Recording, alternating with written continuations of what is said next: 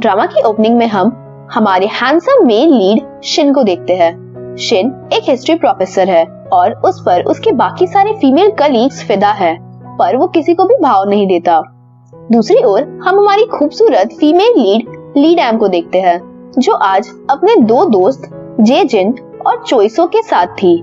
जहाँ बेचारे जेजिन का ब्रेकअप हो गया था, इसीलिए वो पीकर अपना गम भुला रहा था। पूरी तरह से टल्ली हो जाने के बाद हम देखते हैं कि लीड एम जेजिन को उठाकर किसी तरीके से ले जा रही थी। तभी रास्ते में जेजिन एक रेड स्पोर्ट्स कार के ऊपर चढ़कर उसे डैमेज कर देता है। ये देख लीड एम के तो होश ही उड़ जाते हैं। तभी वहाँ उस कार का ओनर यानी कि हमारा मेन लीड शिन आता है। लीड एम तुरंत ही शिन से माफी मांगने लगती है। शिन भी उन्हें ज्यादा कुछ नहीं कहता और माफ कर देता है। लीड एम जाने लगती है, पर तभी उसका पैर स्लिप हो जाता है और वो गिरने ही वाली थी, पर शिन उसे बचा लेता है। मगर इस चक्कर में लीड एम का हाथ शिन की चेस्ट पर पड़ता है और हम देखते हैं कि शिन के मुंह से एक रेड कलर का बीड निकलकर लीड एम के मुंह में चला जाता है और वो बेहोश हो जाती है। अब सीन चेंज होता है और हम देखते हैं कि लीड एम होश में आती है, मगर वो बहुत हैरान हो जाती है क्योंकि उसके सामने शिन बैठा हुआ था। शिन लीड एम को बताता है कि वो उसके घर में है। साथ ही शिन कहता है, कल रात को मेरा एक कीमती मार्बल तुम्हारे पास चला गया था, जिसे मैंने लगभग 1000 सालों तक अपने पास रखा है ताकि मैं इंसान बन सकूं।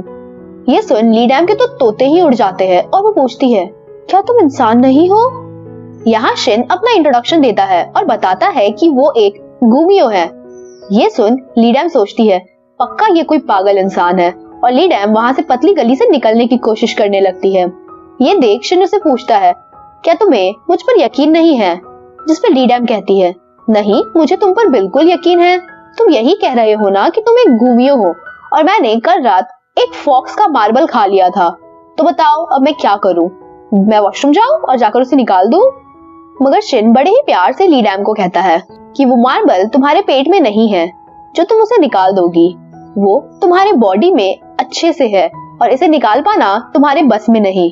ये सुन लीड एम डर जाती है और अपना फोन ढूंढने लगती है। शिन उसे आगे बताता है कि चूंकि उसके लिए ये मार्बल बहुत ज्यादा इम्पोर्टेंट है और जब तक वो ये पता नहीं लगा लेता कि इस मार्बल को बाहर कैसे लाए, तब तक वो लीड एम को उसी के घर पर शिफ्ट हो जाने को बोलता है। एक ही घर पर साथ रहने वाली बात सुन लीड एम का पारा चढ़ जाता है और वो शिन को कहती है, कब से तुम्हारी फालतू बकवास सुन रही हूँ, इसका मतलब क्या तुम कुछ भी बोलोगे?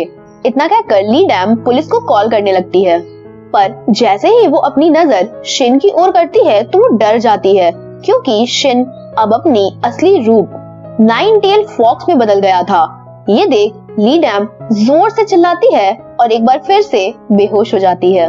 रात को जब एक बार फिर से लीड एम को होश आता है तो वो अपने सामने फिर से शिन को देखती है। उसे कुछ समझ ही नहीं आ रहा था कि उसके साथ आखिर हो क्या रहा है, इसीलिए वो भागकर सीधा अपने घर पहुंच जाती है। लीड एम ऑलरेडी बहुत ज्यादा डरी हुई थी।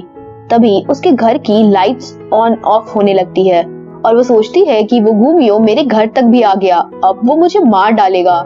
मगर तभी लीड एम को उसके भाई की आवाज सुनाई देती है और लीड एम तुरंत ही दरवाजा खोल देती है। डैन अपनी बहन की ऐसी हालत देखकर उसे पूछता है, क्या तुम्हें भूख लगी है जो तुम ऐसी हरकतें कर रही हो? मगर लीड एम उसे कुछ भी नहीं बता पाती और पूरा टाइम उससे एक भूत की तरह चिपकी हुई रहती है। रात को भी जब उसका भाई अपने बेडरूम में सो रहा था तो वहाँ भी लीड एम एक भूत की तरह उसे घूरती जा रही थी। उसे देख डैन भी बहुत ज्यादा डर जाता है। इसके बाद लीड एम अपने भाई को आज हुई सारी की सारी बात बता देती है, मगर उसका भाई अपना तीर धनुष निकाल लेता है और कहता है, जल्दी से मेरे रूम से चले जाओ वरना अच्छा नहीं होगा। बेचारी लीड एम को जाना ही पड़ता है। नेक्स्ट मॉर्निंग लीड एम बस से कॉलेज जा रही थी। तभी एक लड़के का हाथ लीड एम के हाथ से टच हो जाता है और उसके पेट में दर्द शुरू हो जाता है। लीड एम को बहुत ज्यादा दर्द हो रहा था और दर्द से वो अजीब अजीब पोस्चर्स बनाने लगती है। ये देखकर वहाँ खड़े लड़के को लगता है कि उसे वॉशरूम जाना है और वो जोर जोर से चिल्लाकर कहने लगता है कि इस लड़की को वॉशरूम जाना है। लीड एम कुछ भी नहीं बोल पाती और बस एम्बैरस हो रही थी क्योंकि ये पेन तो मार्बल की वजह से था। फिर थकी हारी लीड एम अपने कॉलेज पहुंचती है कि तभी उसका एक फ्रेंड आकर उसे सरप्राइज देता है, मगर लीड एम बेहोश हो जाती है। दूसरी ओर हम एक और क्यूट सी गुमियो से मिलते हैं जिसका नाम हेसन होता है। यहाँ हमें फ्लैशबैक से पता चलता है कि हेसन और शिन एक दूसरे को कई सालों से जानते हैं, पर अब हेसन इंसान बन चुकी है क्योंकि वो अपने मार्बल को रेड से ब्लू करने में कामयाब हो गई थी। हेसन अब इंसानों की जिंदगी पूरे मजे में जी रही थी और वो शिन को इंसान बनने के फायदे बताती है और उसे जेलस फील करवाती है। वो लोग बातें कर ही रहे थे कि तभी शिन को कुछ महसूस होता है और वो हेसन को ये बोलकर चला जाता है कि कोई है जो उससे मिलने आ रहा है। शिन सीधा अपने घर पहुंच जाता है और हम देखते हैं कि ली डैम शिन के घर आई थी। ली डैम शिन को आज की दर्द के बारे में बताती है और पूछती है कि क्या ये दर्द मार्बल की वजह से है। शिन उससे कहता है हाँ, ये मार्बल की वजह से तो है, पर ऐसा इसलिए हुआ क्योंकि तुम्हें आज उन लोगों ने टच किया जो कि मंथ ऑफ टाइगर में पैदा हुए थे, और क्योंकि टाइगर और फॉक्सेस एनिमी है इसीलिए तुम खुद को ऐसे लोगों से बचा कर रखना, वरना तुम्हें ऐसे पेन होते रहेंगे और ये तुम्हारे लिए बिल्कुल भी अच्छा नहीं होगा। इतना कहकर शिन ली डैम के गालों को टच करता है और कहता है कि सिर्फ मेरी ही टच से तुम्हारा ये दर्द खत्म हो सकता है, और सरप्राइजिंगली होता भी ऐसा ही है।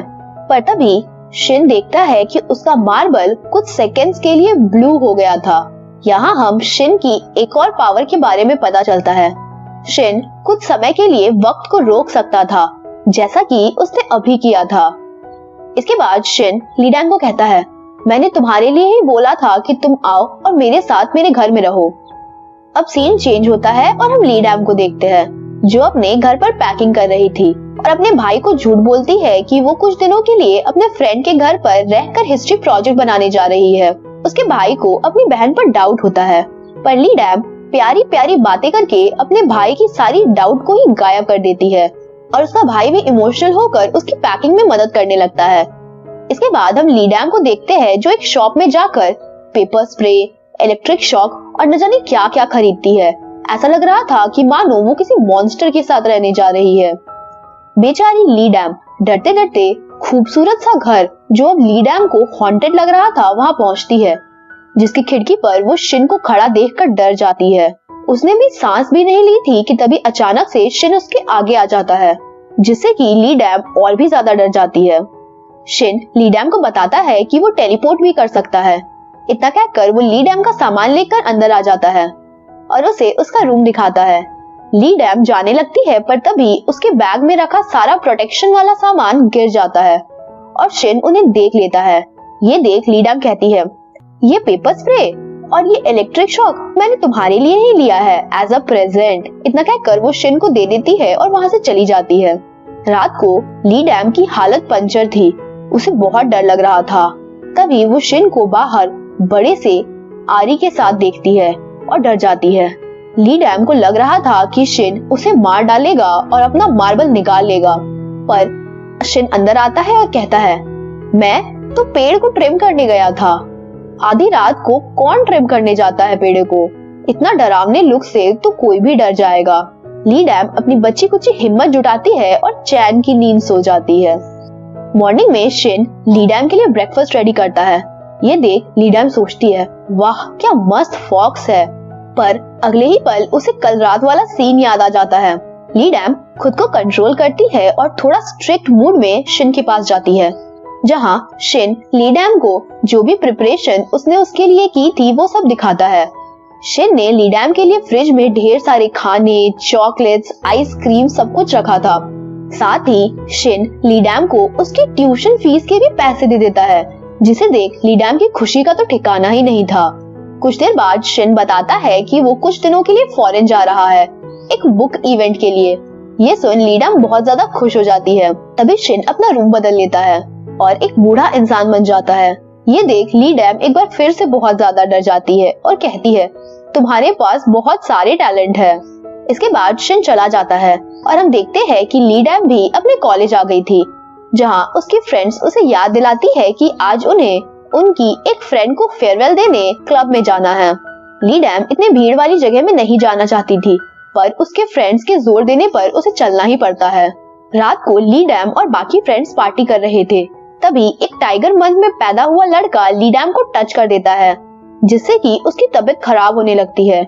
उस लड़के की इंटेंशंस अच्छी नहीं थी और वो ली डैम को अपने साथ ले जाने लगता है। ली डैम शिन को मदद के लिए याद कर रही थी। वहीं शिन को भी महसूस हो गया था कि ली डैम खतरे में है, इसीलिए वो तुरंत ही उसके पास टेलीपोर्ट होकर पहुंच जाता है और ली डैम शिन की बाहों में ही बेहोश हो जाती है। शिन उस आदमी को सबक सिखाकर ली डैम को बचा लेता है। थोड़ी ही देर में ली डैम को होश आ जाता है। शिन ली डैम को डांटने की जगह उसे केक खिलाता है। ये देख ली डैम को बहुत ज्यादा बुरा लगता है और वो उसे सॉरी कहती है और बोलती है कि मैं आज के बाद ऐसी गलती नहीं करूंगी, मेरी वजह से तुम्हें बहुत परेशानी हुई है। शिन ली डैम को बड़े ही प्यार से कहता है, मैं जानता हूँ कि तुम मुझसे बहुत ज्यादा डरती हो, पर मेरी बात पर यकीन करो, मैं तुम्हें कुछ भी नहीं करूंगा। ली डैम भी शिन की बातों से एग्री करती है और उसे प्रॉमिस करती है कि वो आज के बाद उससे नहीं डरेगी। वो दोनों रेस्टोरेंट के बाहर आते हैं जहाँ ली डैम सोच रही थी, ये तो बिल्कुल बुक वाले फेरी टेल की तरह है, जहाँ एक अच्छा सा हैंडसम सा फॉक्स मुझे मिला है। इसके बाद वो दोनों घर जाने लगते हैं जहाँ शिन ली डैम को ईयर ऑफ टाइगर वाले लड़कों से प्रोटेक्ट कर रहा था। ये देख ली डैम को बहुत अच्छा लगता है। वो दोनों उस रेड मार्बल के बारे में बात कर रहे थे और ली डैम पूछती है कि इसे कैसे निकाल सकते हैं, जिस पर शिन कहता है कि अभी उसे भी नहीं पता कि इस मार्बल को वो वापस कैसे निकाले। शिन आगे बताता है कि ये मार्बल एक इंसान के पास बस 1 सालों तक ही रह सकता है। ये सुन ली डैम खुशी से कहती है, अच्छा तो 1 साल के बाद मुझे इस मार्बल से अपने आप छुटकारा मिल जाएगा। पर शिन ली डैम को सच बताता है कि अगर ये मार्बल किसी इंसान के पास 1 सालों तक रह जाए तो उसकी मौत हो जाएगी। ये सुन ली डैम के तो होश ही उड़ जाते हैं। ली डैम मरने की बात से इतना डर चुकी थी कि उसे कुछ समझ ही नहीं आ रहा था कि वो अब क्या करे, और वो भूतों जैसा बिहेव कर शिन को डराने लगती है। नेक्स्ट मॉर्निंग ली डैम कॉलेज पहुंचती है और वो बहुत ज्यादा डिप्रेस थी, इसीलिए वो रेस्टोरेंट में जेजिन के साथ जाती है और अपना फेवरेट चिकन पागलों की तरह खाने लगती है और ड्रिंक करती है। रात को घर जाते वक्त ली डैम गिर जाती है और तभी वो देखती है कि वो रेड मार्बल उसके मुंह से निकल गया है। खुशी के मारे ली डैम उस मार्बल को लेकर शिन के पास पहुंच जाती है। शिन उसे बताता है कि ये मार्बल नहीं बल्कि एक रेड कैंडी है। बेचारी ली डैम के दिल के अरमा आंसुओं में बह जाते हैं और वो अपने कमरे में बैठकर अपनी मदर की तस्वीर को देखकर बहुत रोती है। नेक्स्ट मॉर्निंग ली डैम सोकर उठती है और कल रात के लिए शिन को सॉरी बोलती है, पर शिन ली डैम को एक कॉन्ट्रैक्ट देता है जिसमें लिखा था कि जब तक ली डैम के पास वो मार्बल रहेगा तब तक वो किसी भी ईयर ऑफ टाइगर वाले लड़के से दूर रहेगी। दूसरा कि वो ड्रिंक नहीं करेगी और तीसरा कि वो चिकन तो बिल्कुल नहीं खाएगी। सारी कंडीशन जानने के बाद ली डैम कहती है, तो अब तक मैं जिंदा क्यों हूँ, इससे अच्छा तो मैं मर ही जाती, ये भी कोई जिंदगी है। शिन उसे समझाता है कि ये सब उसकी भलाई के लिए ही है, मगर ली डैम उदास होकर कहती है, अब 1 ही साल तो है मेरे पास, वो भी मुझे अब ऐसे जीनी होगी। शिन ली डैम की हालत देख उसे कहता है, मैं तुम्हें मरने नहीं दूंगा, इसीलिए मरने के बारे में मत सोचो। इसके बाद हम देखते हैं कि ली डैम कॉलेज में अपने दोस्तों के साथ थी, पर तभी इस ड्रामे का सेकंड मेल लीड सियोनवो की एंट्री होती है। यहाँ हमें सियोनवो का थोड़ा इंट्रोडक्शन मिलता है कि सियोनवो एक प्लेबॉय टाइप का लड़का है और अब तक उसने 20 लड़कियों को डेट किया है और अभी भी कॉलेज की सारी लड़कियां उसकी दीवानी है। अब यहाँ से हम ली डैम को देखते हैं जो ईयर ऑफ टाइगर वाले लड़कों से बचती हुई जा रही थी। तभी सियोनवो जो कि खुद ईयर ऑफ टाइगर वाला बंदा है, वो ली डैम जिसकी जैकेट गिर गई थी उसे उठाकर देने लगता है, पर ली डैम सियोनवो के हाथ से वो जैकेट नहीं लेती और उसे वापस जमीन पर ही रखने को बोलती है। सियोनवो थोड़ा कंफ्यूज दिख रहा था और वो उसकी जैकेट वापस नीचे रख देता है और ली डैम तुरंत ही अपनी जैकेट को लेकर वहाँ से भाग जाती है। रात को ली डैम अपने दोस्तों के साथ एक रेस्टोरेंट में थी। तभी हम देखते हैं कि वहाँ सियोनवो भी आ जाता है। उसे देख ली डैम जाने लगती है, पर सियोनवो उसे रुकने को बोलता है। वो रुकना तो नहीं चाहती थी, पर उसकी फ्रेंड उसे तुरंत ही टान कर वहाँ बैठा देती है। सियोनवो ली डैम के कंधे पर हाथ रखकर उससे बात करने की कोशिश कर रहा था, पर ली डैम बार बार खुद को उससे दूर कर लेती है और सिचुएशन बहुत ज्यादा ऑकवर्ड हो गई थी। तभी सियोनवो का कॉल आता है और वो बाहर चला जाता है। वहीं ली डैम भी अपने दोस्तों को बाय बोलकर चली जाती है। जहाँ बाहर एक बार फिर से वो सियोनवो को देखती है, मगर उसे बिना कुछ कहे वो जाने लगती है। तभी एक गाड़ी से ली डैम टकराने वाली थी और खुद को बचाने के चक्कर में वो गिर रही थी। सियोन वो उसे बचाने के लिए अपना हाथ आगे करता है, पर ली डैम उसका हाथ नहीं पकड़ती और गिरना मंजूर करती है। ये देख सियोन वो तुरंत ही ली डैम के पास उसे उठाने जाता है, मगर ली डैम तुरंत ही वहाँ से भाग जाती है। ये देख सियोन वो के होश उड़ गए थे कि कोई लड़की मुझ जैसे हैंडसम लड़के को इस तरीके से कैसे इग्नोर कर सकती है। वहीं जब ली डैम घर आती है तो वो बहुत ज्यादा उदास थी और भूखी भी। ली डैम को बहुत ज्यादा गुस्सा आता है और वो उसकी ऐसी हालत का जिम्मेदार शिन को बताती है और उसे बहुत कुछ सुनाती है। वहीं ली डैम कॉलेज पहुंचती है, जहां सियोन वो टाइम देखने के बहाने ली डैम से फोन निकलवाता है और उसका फोन लेकर उसमें अपना नंबर सेव कर लेता है और कहता है मुझे कॉल करना। मगर ली डैम सियोन को उसका फोन बिना पूछे लेने के लिए बहुत ज्यादा सुनाती है और वहाँ से चली जाती है। रात को जब ली डैम घर पहुंचती है तो वो देखती है कि बेसमेंट की लाइट ऑन ऑफ हो रही है। ली डैम अंदर जाकर देखने की कोशिश करती है, पर बिल्ली की वजह से वो डर जाती है और उसका फोन बेसमेंट वाले दरवाजे के पास गिर जाता है। ली डैम उस कमरे में चली जाती है और वैसे ही वो दरवाजा लॉक हो जाता है और तभी वो शिन को देखती है जो उसके तरफ ही बढ़ रहा था। ली डैम बहुत ज्यादा डर जाती है और उसे गेट खोलने को बोलती है, पर शिन कहता है मैं खुद भी गेट नहीं खोल सकता क्योंकि ये टूट गई है। इसके बाद शिन पूछता है कि क्या तुम डर गई थी, जिस पर हंसते हुए ली डैम इनकार करने की कोशिश करती है, मगर उसे खुद भी ये पता चल गया था कि वो बहुत ज्यादा डर गई थी। इसके बाद शिन ली डैम का फोन लेकर एक रिपेयरमैन को कॉल कर दरवाजा ठीक करने को बुलाता है। फिर शिन ली डैम को लेकर अंदर कमरे में आ जाता है, जहां अपनी पावर से वो रोशनी करता है। ली डैम बहुत ज्यादा खुश हो जाती है क्योंकि उस जगह पर शिन ने इतने सालों में जो भी उसने इकट्ठा किए थे वो सारी एंटिक चीजें रखी थी। उन सारी चीजों से कहीं ना कहीं शिन के इतने सालों की यादें और उसकी जर्नी जुड़ी हुई थी। ली डैम जो खुद एक हिस्ट्री स्टूडेंट थी, उसे बहुत ज्यादा अच्छा लग रहा था इन पुरानी चीजों को देखकर, और वो शिन को कहती है मुझे कभी कभी बहुत जलन होती है कि मैं तुम्हारी तरह इतने सालों तक नहीं जी पाऊंगी। ली डैम आगे शिन को पूछती है कि इतने सालों तक जिंदा रहना कैसा होता है, जिस पर शिन कहता है कुछ नहीं, कुछ भी महसूस नहीं होता। ली डैम शिन के उदास चेहरे को देखकर टॉपिक चेंज करती है और उससे कहती है मैं 22 साल की हूँ और तुम, जिस पर शिन कहता है कि वो 999 ईयर्स का है। ये सुन ली डैम अपने घुटनों पर बैठकर शिन को रेस्पेक्ट देने लगती है। थोड़ी देर बाद ली डैम को वहाँ रखा एक विंड चाइम बहुत पसंद आता है। ये देख शिन उसे कहता है अगर तुम्हें ये इतना पसंद है तो तुम इसे रख सकती हो। ये सुन ली डैम बहुत ज्यादा खुश हो जाती है।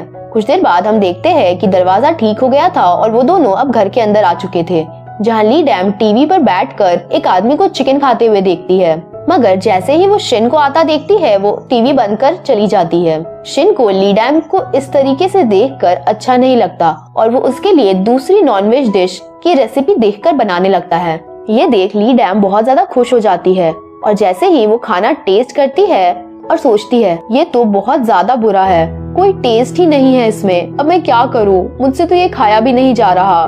तभी शिन पूछता है कि खाना कैसा बना है, जिस पर ली डैम मुस्कुराते हुए कहती है बहुत ज्यादा टेस्टी है। ये सुन शिन भी खुश हो जाता है, मगर जैसे ही वो ली डैम को और खाना देता है वो तुरंत ही मना कर देती है और ये देख शिन समझ जाता है कि खाना बहुत ही ज्यादा खराब बना है। इसीलिए शिन निकल जाता है ली डैम के लिए बाहर से कुछ खाना लाने को, और हम देखते हैं कि ली डैम सफाई कर रही थी। तभी उसे सियोनवो का टेक्स्ट आता है, पर वो उसे इग्नोर कर देती है। वहीं ली डैम को अब थोड़ा प्रेशर फील हो रहा था, इसीलिए वो बाथरूम में जाकर हल्की हो लेती है, मगर जब वो फ्लश ऑन करती है तो वो काम ही नहीं कर रहा था। ये देख उसके होश उड़ जाते हैं कि अब वो क्या करे। वहीं सियोनवो अब भी ली डैम को टेक्स्ट कर रहा था।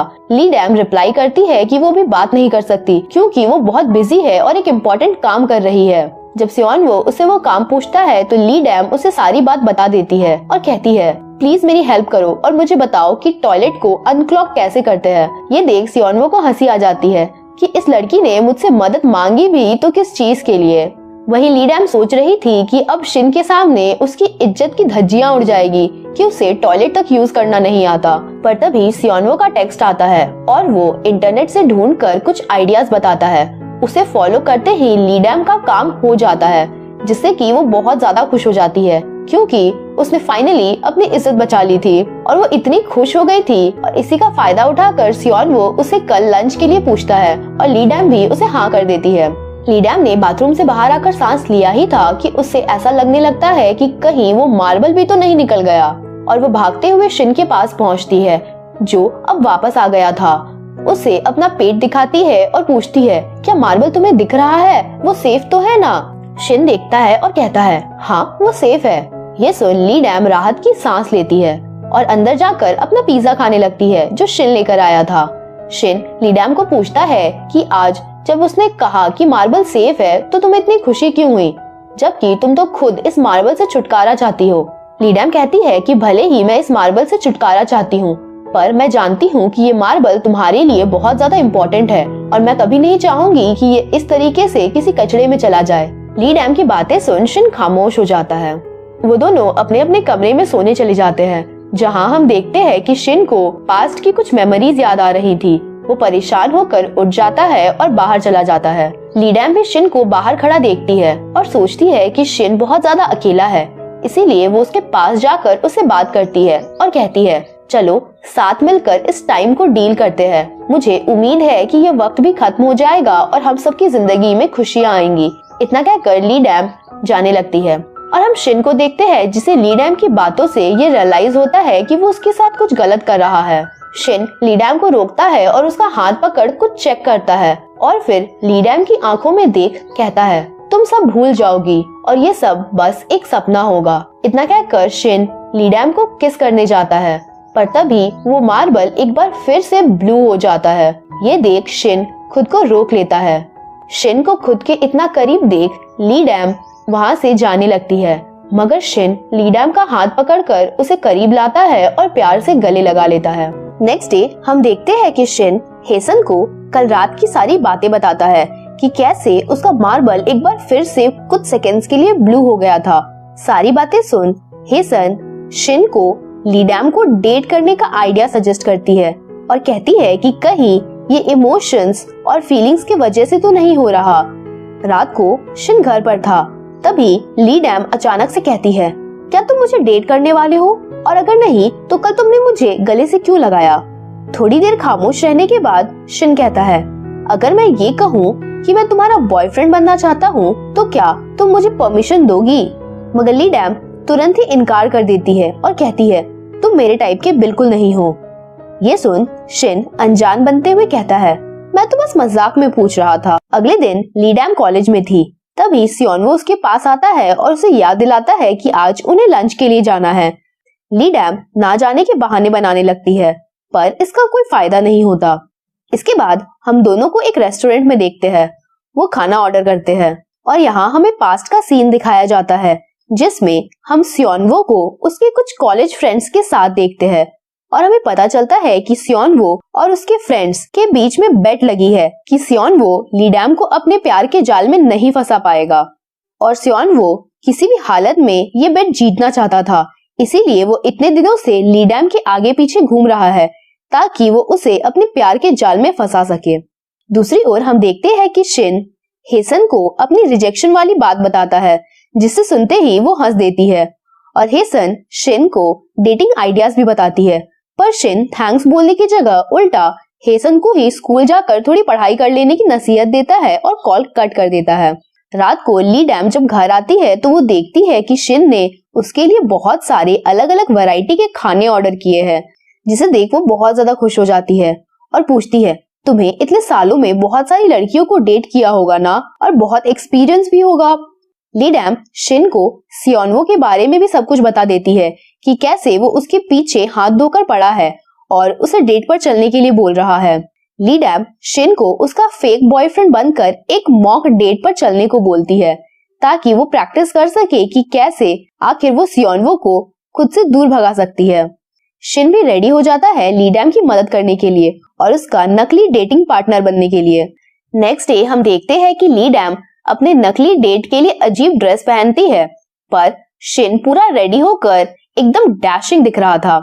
वही शिन ली डैम को एक दूसरी और भी ज्यादा खराब दिखने वाली ड्रेस को पहनने का सजेस्ट करता है। इसके बाद वो दोनों चले जाते हैं एक रेस्टोरेंट में, जहाँ ली डैम बहुत भयानक तरीके से खाने की प्रैक्टिस कर रही थी ताकि उसे देख सियोनवो डरकर भाग जाए, और शिन भी उसे आइडियाज बताकर उसकी हेल्प कर रहा था। इसके बाद वो दोनों एक आर्चरी गेम में जाते हैं, जहाँ परफेक्ट शॉट लगाने वाले को सॉफ्ट टॉयज मिलेंगे, शिन सारे परफेक्ट शॉट लगाता है। ये देखकर ली डैम बहुत ज्यादा इम्प्रेस हो जाती है और soft toys as a gift जब उसे मिलता है तो वो मुस्कुराती है और उसकी मुस्कान को शिन बस देखता ही रह जाता है और कहता है, इस तरह से उसके सामने मत मुस्कुराना क्योंकि तुम बहुत ज्यादा क्यूट लगती हो। इतना कहकर वो चला जाता है और ली डैम भी उसके पीछे पीछे आती है। यहाँ पर सियोनवो भी उन्हें देख लेता है और उनके पीछे कॉफी शॉप पहुंच जाता है। सियोनवो ली डैम को टच करता उससे पहले ही शिन ली डैम का हाथ पकड़ उसे अपने करीब ले आता है। सियोनवो थोड़ी देर के लिए शिन को घूरता है और फिर ली डैम को कहता है कि इस संडे हमें मूवी के लिए जाना है और तुम कौन सी मूवी देखोगी। इतना कहकर सियोनवो ली डैम की तरफ बढ़ता है पर शिन उसे रोक कहता है, अभी हम लोग बहुत बिजी है इसीलिए तुम बाद में बात करना। ली डैम भी कहती है, हाँ तुम मुझे टेक्स्ट कर देना। जिस पर सियोनवो कहता है, तुम कभी मेरे टेक्स्ट का रिप्लाई करती हो। सियोनवो आगे कहता है, मैं तभी जाऊंगा जब तुम मुझे ये प्रॉमिस करोगी कि तुम मेरे मैसेजेस का रिप्लाई करोगी। ली डैम कहती है, ठीक है, तुम लंच के बाद और डिनर से पहले, जब ना ज्यादा जल्दी हो और ना ही ज्यादा लेट, उस वक्त मुझे मैसेज करना और अगर सही वक्त होगा तो मैं तुम्हें रिप्लाई कर दूंगी। ऐसा रिप्लाई सुन सियोनवो मुस्कुराता है और ली डैम के सर को टच करके बाय बोलकर चला जाता है। उसके टच से ही ली डैम की हालत खराब हो जाती है। घर पर शिन ली डैम के पेट पर हाथ रख उसके दर्द को खत्म कर देता है। ली डैम शिन को कहती है कि वो चाहकर भी सियोनवो को पूरी तरीके से अवॉइड नहीं कर पा रही है क्योंकि वो उसी के मेजर का है। जिस पर शिन कहता है, कोई बात नहीं, मैं यहाँ तुम्हें हूं ना प्रोटेक्ट करने के लिए। ये सुन ली डैम कुछ सोचती है और फिर सोने चली जाती है। नेक्स्ट मॉर्निंग हम देखते हैं कि डैन ली डैम के कॉलेज पहुंच जाता है और उसे वहां जेजिन से पता चलता है कि ली डैम सबसे झूठ बोल रही है और कुछ तो है जो वो छुपा रही है। इसीलिए वो दोनों ली डैम का पीछा करते हैं और शिन के घर तक पहुंच जाते हैं, जहां ये दोनों ली डैम और शिन को बात करते हुए देखते हैं और उन्हें ऐसा लगता है कि ली डैम प्रेग्नेंट है और अपने बॉयफ्रेंड के साथ रह रही है। वो दोनों अब ली डैम के सामने आ जाते हैं और उन्हें देख ली डैम हैरान हो जाती है। वो उन दोनों को अंदर ले जाती है और वो दोनों आउट ऑफ कंट्रोल हो जाते हैं, जहां शिन अपनी पावर्स का इस्तेमाल करके उन दोनों की मेमोरीज को इरेज कर देता है और उन्हें उनकी जगह पहुंचा देता है। ये देख ली डैम बहुत ज्यादा अपसेट हो जाती है और वो शिन को ऐसा करने के लिए बहुत सुनाती है कि आखिर वो इस तरीके से किसी की भी मेमोरीज बिना कुछ सोचे इरेज कैसे कर सकता है। मगर शिन ऐसे बिहेव करता है जैसे उसे कोई फर्क ही नहीं पड़ता, उसके अंदर कोई इमोशंस ही ना हो। ली डैम शिन से नाराज होकर वहां से चली जाती है और सीधा अपने घर पहुंचती है। उसे अपने भाई की बहुत चिंता हो रही थी, पर वो देखती है कि उसका भाई डैन तो पूरे मजे में अपने लड़कों की पलटन के साथ मौज में है। ये देख ली डैम सोचने लगती है कि उसने फालतू में ही शिन पर इतना गुस्सा कर दिया। वही शिन को बुरा लग रहा था कि उसकी वजह से ली डैम अपसेट हो गई, इसीलिए वो उसे सॉरी मैसेज करता है, पर फिर वो उसे डिलीट कर देता है और बैठकर ली डैम का इंतजार करने लगता है। तभी ली डैम वापस आ जाती है और शिन को सॉरी कहती है। साथ ही वो बड़े ही दुखी मन से शिन को कहती है, प्लीज मेरी हेल्प करो, मेरा फोन नहीं मिल रहा है, उसे ढूंढ दो। शिन अपना फोन देता है और ली डैम अपने फोन पर कॉल करती है। उसे वो सोफे पर ही पड़ा हुआ मिल जाता है, पर ली डैम यहाँ नोटिस करती है कि शिन के फोन में उसका नंबर सेव ही नहीं है, इसीलिए वो नंबर सेव कर देती है। साथ ही वो शिन को पूछती है कि उसके फोन में किसी का भी नंबर नहीं है, ऐसा क्यों? शिन बताता है कि उसकी जिंदगी में उसका कोई भी अपना नहीं है। इतना कहकर शिन आज के बिहेवियर के लिए ली डैम को सॉरी बोलकर चला जाता है और ली डैम को शिन के लिए बहुत ज्यादा बुरा फील हो रहा था और वो सोच रही थी कि शिन इतने सालों से कितना ज्यादा अकेला है। इसीलिए ली डैम शिन के पास जाती है और कहती है, क्या तुम मेरे साथ डिनर पर चलोगे? इसके बाद हम देखते हैं कि वो दोनों एक रेस्टोरेंट में जाते हैं, जहां वो थोड़ी बातें करते हैं और ली डैम कहती है, तुम इतने सालों तक बहुत अकेला महसूस करते होगे ना? पर शिन कहता है, मैं इंसान नहीं हूँ, ना ही मेरे अंदर इंसानों वाली फीलिंग है, शायद इसीलिए मुझे दूसरों के साथ से ज्यादा अकेले रहना पसंद है। मुझे दूसरों के साथ अनकंफर्टेबल फील होता है। ये सुन ली डैम उदास होकर कहती है, क्या मेरे साथ भी रहना तुम्हें अच्छा नहीं लगता और तुम सिर्फ इस मार्बल की वजह से मजबूर हो?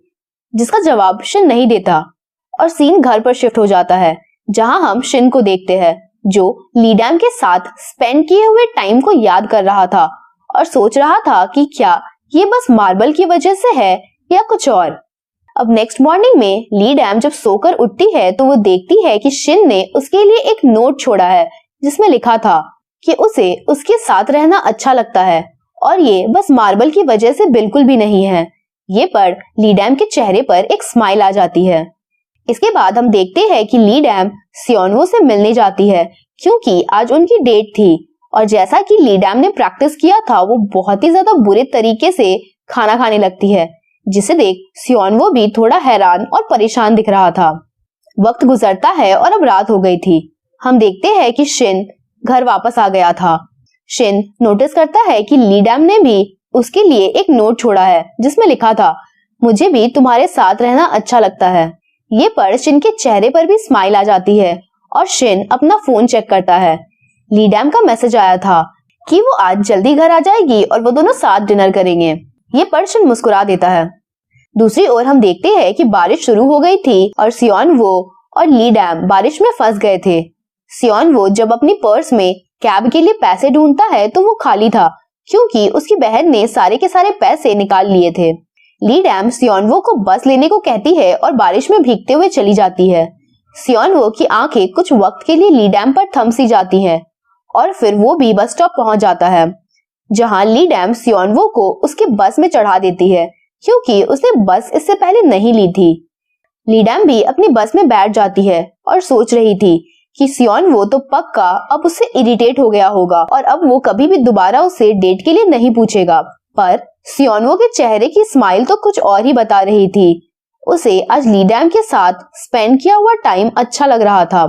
वहीं ली डैम का स्टॉप आ जाता है पर बहुत बारिश हो रही थी। ली डैम शिन को कॉल करने के लिए फोन निकालती है पर उसका फोन डेड हो जाता है, इसीलिए ली डैम बारिश में भीगकर ही जाने लगती है। पर तभी शिन छाता लेकर पहुंच जाता है। उसे देख ली डैम के चेहरे पर एक बड़ी सी स्माइल आ जाती है। शिन ली डैम को बड़े ही प्यार से कहता है, मिस डैम, अगर मैं तुम्हारे पास भी हूँ फिर भी हमेशा मेरे फोन कॉल को आंसर किया करो, मुझे तुम्हारी बहुत परवाह है। वहीं ली डैम बस शिन की आंखों में ही देखे जा रही थी। शिन और ली डैम घर आ गए थे।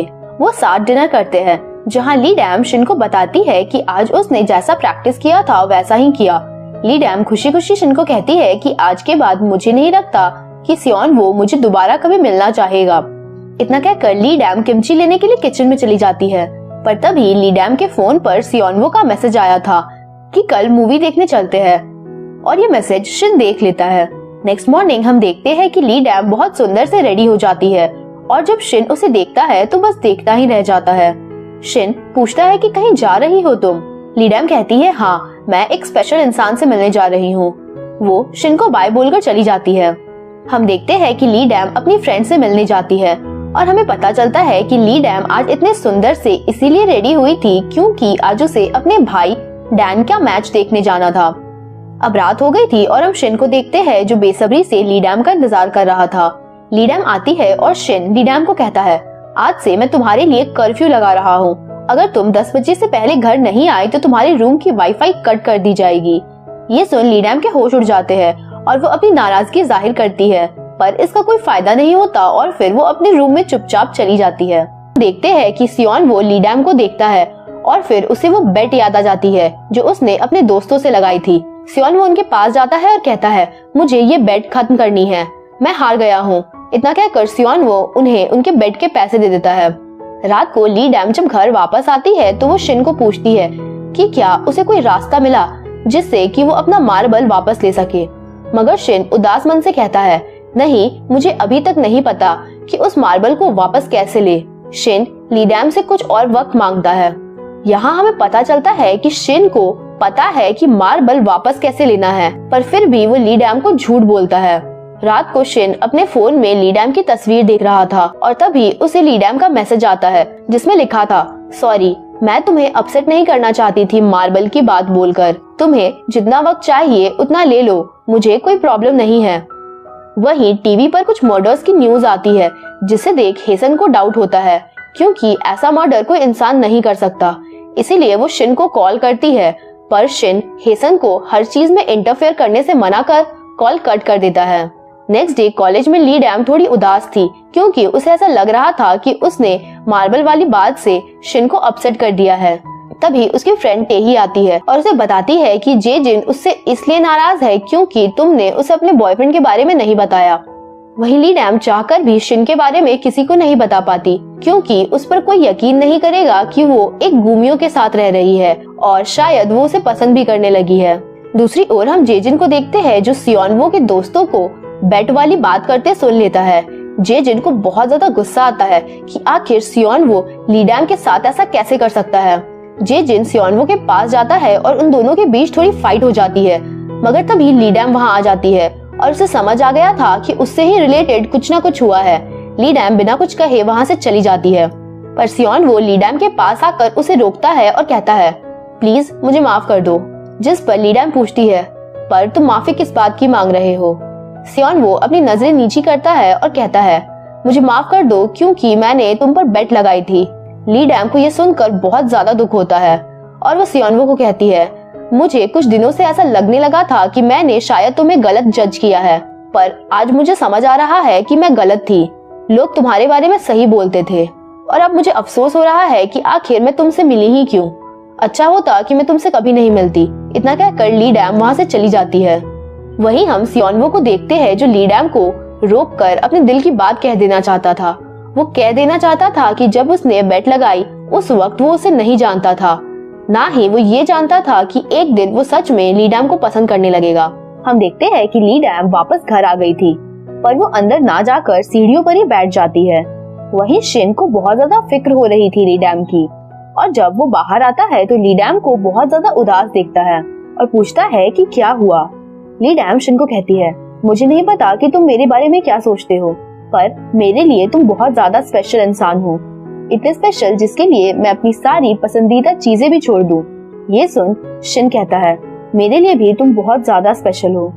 थोड़ी देर तक दोनों खामोशी से बस एक दूसरे को देखते रहते हैं। इसके बाद शिन आगे कहता है मेरे लिए तुम मेरी फैमिली की तरह हो। कभी कभी मैं सोचता हूँ कि तुम मेरी भतीजी की तरह हो। ये कह वो मुस्कुराने लगता है, मगर ली डैम के तो होश ही उड़ जाते हैं कि आखिर ये मुझे अपनी भतीजी कैसे बुला सकता है। नेक्स्ट मॉर्निंग हम ली डैम को देखते हैं जो बहुत ज्यादा नाराज थी और जानबूझकर बार बार शिन को अंकल कहकर बुला रही थी और उसे याद दिला रही थी कि कल रात तो उसने उससे अपनी भतीजी कहा है। वहीं शिन को अब तक समझ नहीं आया था कि आखिर उसने कल रात क्या गड़बड़ कर दी कि ली डैम ऐसा बिहेव करने लगी है। वहीं कॉलेज में ली डैम अपनी दर्द भरी स्टोरीज अपने फ्रेंड को सुनाती है। वो दोनों भी ये सुनकर हैरान हो जाते हैं। कुछ देर बाद वो दोनों ली डैम का मूड ठीक करने के लिए उसे एक ब्लाइंड डेट पर जाने को बोलते हैं, पर वो साफ साफ मना कर देती है। रात को जब ली डैम घर पर शिन के साथ थी तो उसे तेही का कॉल आता है। वो बार बार ली डैम को ब्लाइंड डेट पर जाने के लिए बोलती है और इस बार हम देखते हैं कि ली डैम हाँ कह देती है।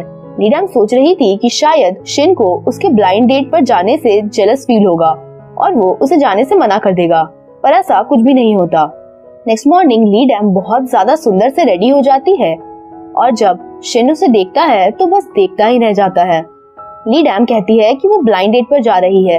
ये सुन शिन कुछ ज्यादा नहीं कहता, बस बोलता है कि जल्दी घर आ जाना। ली डैम भी जानबूझकर कहती है अगर मेरी डेट अच्छी रही तो मैं घर देर से आऊंगी। इतना कहकर ली डैम एक बार फिर से शिन को बाय अंकल बोलकर चली जाती है और बेचारे शिन का चेहरा देखने लायक था। दूसरी ओर ली डैम कॉलेज पहुंच जाती है जहां जे जिन अपने साथ हेसन को लेकर आया था ताकि वो ली डैम को सिखा सके कि फ्लर्ट कैसे करते हैं। अब सीन चेंज होता है और हम देखते हैं कि हेसन ली डैम को टिप्स दे रही थी कि अपने ब्लाइंड डेट पर क्या क्या करते हैं और कैसे करते हैं। कुछ देर बाद ली डैम उन सबको बाय बोलकर अपने ब्लाइंड डेट के लिए चली जाती है। इसके बाद हम देखते हैं कि ली डैम एक रेस्टोरेंट में बैठकर अपने ब्लाइंड डेट वाले लड़के का इंतजार कर रही थी। तभी वो लड़का जिसका नाम जे ह्यून होता है वो आता है। वो दोनों डिनर करते हैं जहाँ जे ह्यून की बातें सुन ली डैम बहुत ज्यादा इरिटेट हो रही थी क्योंकि ऐसा लग रहा था कि वो किसी कंपनी की जॉब हायरिंग में आई हुई है, ना कि किसी ब्लाइंड डेट पर। साथ ही उसकी बकवास सुनकर ली डैम को नींद भी आने लगी थी।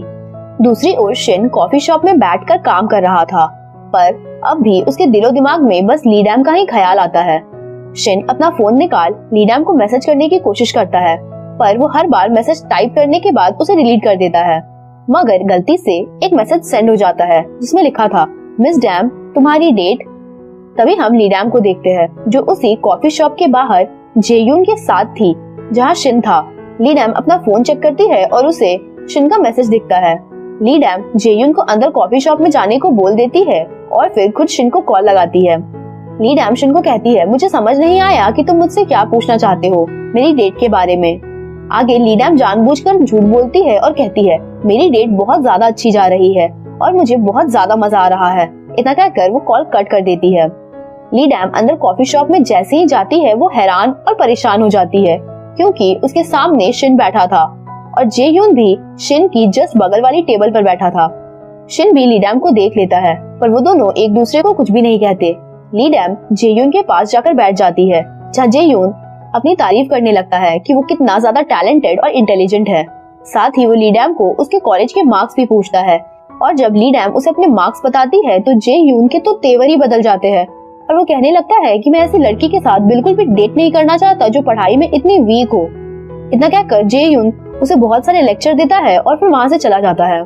पर शिन को जेयुन पर बहुत ज्यादा गुस्सा आता है कि वो आखिर ली डैम से ऐसे कैसे बात कर सकता है, इसीलिए वो अपनी पावर्स का इस्तेमाल करके उसे गिरा देता है।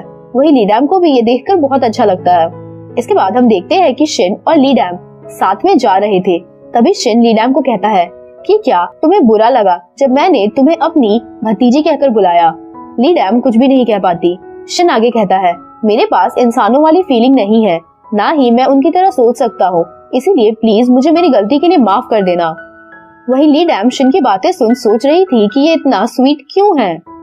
इसके बाद हम देखते हैं कि शिन ली डैम को टेलीपोर्ट करके एक बड़े से म्यूजियम में ले आता है जहाँ ली डैम हमेशा से जाना चाहती थी और आज सारी एंटिक चीजों को देखकर ली डैम को बहुत ज्यादा खुशी होती है। वो दोनों वहाँ साथ बहुत अच्छा वक्त स्पेंड करते हैं और वो उस जगह को एक्सप्लोर कर ही रहे थे कि तभी वहाँ गार्ड आ जाता है और वो दोनों छुप जाते हैं। इसके बाद शिन एक बार फिर से टेलीपोर्ट करके ली डैम के साथ बाहर आ जाता है जहाँ ली डैम उसे आज के लिए थैंक्स बोलती है। साथ ही वो बताती है कि आज हेसन ने उसे फ्लर्टिंग करने के टिप्स दिए। यह सुन शिन को बिल्कुल भी अच्छा नहीं लगता और कुछ देर बाद वो सीधा हेसन के पास पहुंच जाता है और कहता है, मेरी जिंदगी में इंटरफेयर करना बंद करो। मगर हेसन कहती है, मुझे बस तुम्हारी चिंता है क्योंकि अपने 1000 सालों के रिलेशनशिप में तुम्हें दोबारा कोई स्पेशल इंसान मिला है तुम्हारी जिंदगी में और मैं नहीं चाहती कि तुम दोबारा उसी तरीके से टूट जाओ और फिर तुम खुद ही सोचो कि क्या तुम वापस से उन सब चीजों को बर्दाश्त कर पाओगे। शिन कुछ भी नहीं कहता। अब हमें नेक्स्ट मॉर्निंग का सीन दिखाया जाता है जहां हम ली डैम को उसके कॉलेज में देखते हैं। पर तभी सियोनवो आकर ली डैम से एक बार फिर से माफी मांगता है और कहता है, प्लीज मुझसे नाराज मत रहो। मगर ली डैम उससे बात नहीं करती और चली जाती है। ली डैम अपने फ्रेंड्स के साथ थी कि तभी उसे उसकी मदर का कॉल आता है जो उससे उसका एड्रेस पूछती है। ली डैम उन्हें टेक्स्ट कर अपना एड्रेस बता देती है क्योंकि उसे लग रहा था कि उसकी मॉम उसे कोई पार्सल भेजना चाहती है। पर फिर ली डैम अपने भाई को कॉल कर पूछती है और उसे पता चलता है कि उसकी मदर अभी फॉरेन में नहीं बल्कि उसी की सिटी में है और वो इसीलिए उसका एड्रेस मांग रही थी ताकि वो उससे मिलने आ सके।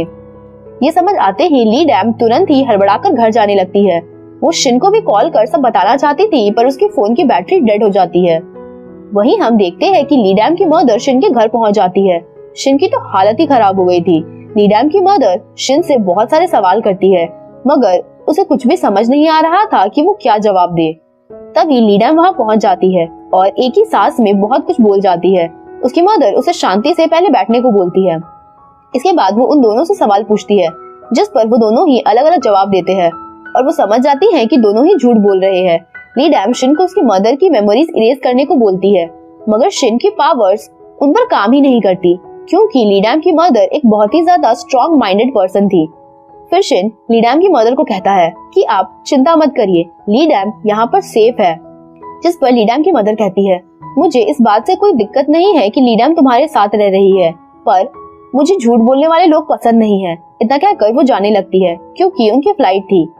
ली डैम अपनी मदर को छोड़ने बाहर आती है जहाँ उसकी मदर ली डैम को कहती है कि तुम्हारी चॉइस तो बहुत अच्छी है। ली डैम अपनी मदर को समझाते हुए कहती है कि शिन और मेरे बीच ऐसा कुछ भी नहीं है। जिस पर उसकी मदर कहती है कि अभी कुछ नहीं है पर फ्यूचर में तो कुछ हो सकता है। वो ली डैम को ऑल द बेस्ट बोलकर एयरपोर्ट के लिए निकल जाती है। कुछ देर बाद शिन ली डैम के पास आता है और कहता है, चलो मैं तुम्हें भी एयरपोर्ट ले जाता हूँ ताकि तुम अपनी मदर के साथ थोड़ा और वक्त स्पेंड कर सको। इसके बाद हम देखते हैं कि ली डैम और उसका भाई दोनों ही एयरपोर्ट पहुँच जाते हैं। उन दोनों को देख उसकी मदर को बहुत ज्यादा खुशी होती है और वो लोग थोड़ी देर बात करते हैं और साथ एक स्पेशल फैमिली टाइम स्पेंड करते हैं। रात को ली डैम शिन को आज उसे एयरपोर्ट छोड़ने के लिए थैंक्स बोलती है और कहती है कि मुझे आज अपनी फैमिली के साथ टाइम स्पेंड करके बहुत अच्छा लगा। ये सुन शिन कहता है, आज मुझे पता चला कि फैमिली कैसी होती है। शिन थोड़ा उदास दिख रहा था, इसीलिए ली डैम कहती है, मैं हूँ ना, मैं तुम्हारी फैमिली हूँ। इस मार्बल के निकल जाने के बाद भी मैं हमेशा तुम्हें अपनी फैमिली का पार्टी मानूंगी। इतना कहकर ली डैम अंदर चली जाती है और हम शिन को देखते हैं जो ली डैम की कही बात को सोच रहा था। और अब यहाँ से हमें शिन की पास्ट लाइफ के बारे में बताया जाता है, जहाँ हम एक लड़की को देखते हैं जो शिन का पहला प्यार थी। वो भी शिन से बेइंतहा प्यार करती थी और इसीलिए उसने शिन का मार्बल अपने पास काफी समय तक रखा था, क्योंकि एक वॉर में उसने अपने पूरी फैमिली को खो दिया था। पर अब वो शिन को नहीं खोना चाहती थी, मगर धीरे धीरे वो मार्बल उसकी एनर्जी लेता जा रहा था। और एक दिन वो लड़की अपनी आखिरी सांस ले रही थी और शिन को कहती है, मैं चाहती हूँ कि कोई तुम्हारी जिंदगी में आए जो तुम्हें सिखा सके कि साथ रहना कैसा होता है। इतना कहकर वो शिन को उसकी मार्बल वापस कर देती है। शिन अपने प्यार को इस तरीके से खोना नहीं चाहता था, पर इसका कोई फायदा नहीं होता और उसकी गलती की वजह से उसका पहला प्यार उसी की बाहों में दम तोड़ देती है। अब वापस से प्रेजेंट में आते हैं, जहाँ शिन ये सोच रहा था कि क्या मैं फिर से वही गलती दोबारा करने जा रहा हूँ। ली डैम का मेरी जिंदगी में आना कोई इत्तेफाक नहीं है, पर क्या उसे खुद के पास रखकर मैं उसके साथ गलत कर रहा हूँ? क्या मैं सिर्फ अपने बारे में सोच रहा हूँ? और मैं क्या करूँगा अगर मेरी वजह से ली डैम के साथ कुछ बुरा हो जाए? इन सारी बातों को सोचते सोचते सुबह हो जाती है और हम ली डैम को देखते हैं जो शिन के पास आती है। उसे देख शिन खुद से कहता है, मैं ली डैम के साथ गलत होने नहीं दे सकता। आज मैं उसे खुद से आजाद कर दूंगा। शिन ली डैम से मिलने के लिए कॉफी शॉप में जाने के लिए निकलता है, पर तभी वो टीवी पर फिर से मर्डर की न्यूज देखता है और सरप्राइजिंगली जिसका मर्डर हुआ था वो शिन की ही कलीग थी। शिन को भी अब डाउट होता है और वो पुलिस वाले की शक्ल में पुलिस स्टेशन से सारी सीरियल किलिंग की रिपोर्ट ले आता है और उसे पढ़कर समझ आता है कि इतने दिनों में जिन जिन लड़कियों की डेथ हुई है वो सारी किसी न किसी तरीके से शिन से रिलेटेड थी। शिन हेसन को भी सारी बातें बताता है और हेसन कहती है कि कहीं अगली टारगेट ली डैम तो नहीं। दूसरी ओर हम ली डैम को देखते हैं जो कि शिन का कॉफी शॉप में इंतजार कर रही थी। तभी शिन उसके पास आता है, पर उसके चेहरे पर चिंता साफ दिख रही थी। ली डैम पूछती है कि तुम ठीक हो ना? पर शिन कहता है, मैं भले ही अभी गलती कर रहा हूँ, पर मैं बाद में रिग्रेट नहीं करना चाहता, इसीलिए प्लीज मेरे साथ रहो। ली डैम को शिन की बातें कुछ समझ नहीं आती कि अचानक उसे क्या हो गया है। वहीं घर पहुंच हम देखते हैं कि एक बिल्ली ली डैम और शिन पर नजर रख रही थी, पर ये बिल्ली अचानक से किसी इंसान में बदल जाती है और फिर गायब हो जाती है। नेक्स्ट मॉर्निंग ली डैम कॉलेज जा रही थी, पर शिन उसे कहता है कि मैं तुम्हें कॉलेज ड्रॉप कर देता हूँ। ये सुन ली डैम खुश हो जाती है। यहाँ हमें पता चलता है कि शिन उसका पता लगाना चाहता था जो कि ये सारे मर्डर्स कर रहा है। साथ ही वो ली डैम को किसी भी प्रॉब्लम में नहीं देख सकता था, इसीलिए वो हर वक्त उसके साथ रहने का डिसाइड करता है। इतना ही नहीं, वो हेसन को भी ली डैम के साथ हर वक्त रहने को बोलता है। हेसन भी दिन भर कॉलेज में बस भूत की तरह ली डैम के साथ रहने लगी थी और उस पर नजर रख रही थी, जिससे कि ली डैम को भी अब परेशानी होने लगी थी। पर तभी टीचर अनाउंस करते हैं कि नेक्स्ट वीक से उनके एग्जाम शुरू हो रहे हैं। ये सुन सभी बच्चों को टेंशन हो जाती है। ली डैम शिन को कॉल कर एग्जाम की बात बताती है और कहती है कि वो आज बुक स्टोर में जाने वाली है, इसीलिए वो उसे पिक करने ना आए। ली डैम बुक स्टोर में थी, तभी वो एक मिस्टीरियस लड़के से टकराती है। वो लड़का ली डैम को कहता है कि अपना ध्यान रखना, पर तभी वहाँ शिन आ जाता है और वो आदमी अचानक से गायब हो जाता है। ली डैम भी हैरान थी। वहीं हम देखते हैं कि अब भी उन पर कोई नजर रख रहा था। गाड़ी में शिन ली डैम को पूछता है कि जिस लड़के से वो टकराई थी वो कैसा दिखता था। ली डैम उसे बताती है कि वो थोड़ा थोड़ा तुम्हारी तरह ही दिखता था। इसके बाद शिन ली डैम को कहता है, बहुत सारे क्राइम्स हो रहे हैं, इसीलिए प्लीज खुद को अनजान लोगों से बचा कर रखो, क्योंकि मुझे तुम्हारी बहुत चिंता है। ये सुन ली डैम के चेहरे पर एक स्माइल आ जाती है। घर पहुंच ली डैम शिन को कहती है कि मैं तुम्हारे साथ एक ट्रिप पर जाना चाहती हूँ, और शिन भी ली डैम को प्रॉमिस करता है कि वो एग्जाम के बाद एक ट्रिप पर जरूर जाएंगे। ली डैम शिन से उसकी एक एंशिएंट पोएट्री की बुक लेती है और अपने रूम में जब वो उस बुक को खोलती है तो उसमें उसे एक लड़की की तस्वीर दिखती है जिसमें नाम लिखा था स्योहा। लीडैम उस तस्वीर को लेकर शिन के पास आ जाती है और पूछती है कि ये स्योहा कौन है, और मजाक में कहती है कि क्या ये तुम्हारा पहला प्यार है। शिन थोड़ी देर चुप रहता है और फिर कहता है, हाँ स्योहा मेरा पहला प्यार है। ये सुन लीडैम के तो होश ही उड़ जाते हैं। उसने कभी नहीं सोचा था कि उसका मजाक सच होगा, और जेलस लीडैम उदास होकर अपने कमरे में चली जाती है। नेक्स्ट मॉर्निंग लीडैम और शिन वॉक कर रहे थे और लीडैम जानबूझकर बहाना बनाकर शिन से स्योहा यानी कि उसके फर्स्ट लव के बारे में पूछ रही थी। पर तभी लीडैम उसी तस्वीर वाली लड़की स्योहा को अपनी नजरों के सामने एक फ्लावर शॉप में देखती है। लीडैम बहुत ज्यादा जेलस हो जाती है। वो नहीं चाहती थी कि शिन स्योहा के जैसे दिखने वाली लड़की को देखे और अपने पहले प्यार को याद करे, इसीलिए वो शिन को दूसरे रास्ते से ले जाती है। कुछ देर बाद लीडैम कॉलेज में थी और वो बहुत ज्यादा उदास थी। पर तभी एक बार फिर से सियोन वो उसके पास आ जाता है और कहता है, मैंने स्मोकिंग छोड़ दी है क्योंकि तुम्हें वो पसंद नहीं था ना। पर तभी हेसन आ जाती है और वो लीडैम को अपने साथ लंच के लिए ले जाती है। लंच के बाद लीडैम चली जाती है और हम देखते हैं कि हेसन ने उस मिस्टीरियस लड़के को ढूंढ लिया था। हेसन उस मिस्टीरियस लड़के को ओल्ड मैन कहकर बुलाती है और कुछ देर बाद हम देखते हैं कि शिन भी वहाँ आ जाता है और उनकी बातों से हमें समझ आता है कि ये मिस्टीरियस लड़का दरअसल एक माउंटेन स्पिरिट है जो कि फॉक्सेस के डेस्टिनी को लिखता है। साथ ही माउंटेन स्पिरिट बताता है कि उसकी मैजिक की वजह से ही लीडैम अब तक सेफ है। माउंटेन स्पिरिट शिन को कहता है कि अगर एक गुमियो 1000 सालों तक इंसान नहीं बन पाया तो वो एक मेगू जो कि एक एविल स्पिरिट है उसमें बदल जाता है और बस डिस्ट्रक्शन ही डिस्ट्रक्शन होते हैं। और एक ऐसा ही गुमियो अब मेगू बन गया है जो शिन की मार्बल के पीछे है ताकि वो तुम्हारी मार्बल को हासिल कर अपने इंसान बनने की इच्छा को पूरा कर सके। साथ ही माउंटेन स्पिरिट शिन को जल्द ही उस मार्बल को ब्लू कर इंसान बनने को बोलता है, वरना अगर ऐसा नहीं हुआ तो वो खुद उसे खत्म कर देगा ताकि वो एक एविल स्पिरिट मेगू ना बन सके। इतना कहकर माउंटेन स्पिरिट गायब हो जाता है। दूसरी ओर हम लीडैम को देखते हैं जो उसी फ्लावर शॉप के पास थी और उस लड़की को देख रही थी। पर तभी शिन भी वहाँ आ जाता है और वो उस लड़की को भी देख लेता है। ये देख लीडैम शिन की कोट को पकड़ उसे कहती है, चलो घर चलते हैं। पर शिन डैम का हाथ हटा उसे कहता है, तुम घर जाओ, मैं कुछ देर में आता हूँ। लीडैम उदास होकर चली जाती है और शिन उस फ्लावर शॉप के अंदर आता है और उस लड़की को कहता है, तुम स्योहा का चेहरा लेकर क्यों हो? तुम्हें वो मार्बल चाहिए ना? तभी वो लड़की अपने असली रूप में आ जाती है और हमें पता चलता है कि वो एक मेगू थी और अचानक से वो गायब हो जाती है। दूसरी ओर लीडैम शिन का घर पर वेट कर रही थी। तभी शिन आ जाता है। वो बहुत ज्यादा परेशान दिख रहा था और लीडैम उससे पूछती है कि फ्लावर शॉप में क्या हुआ।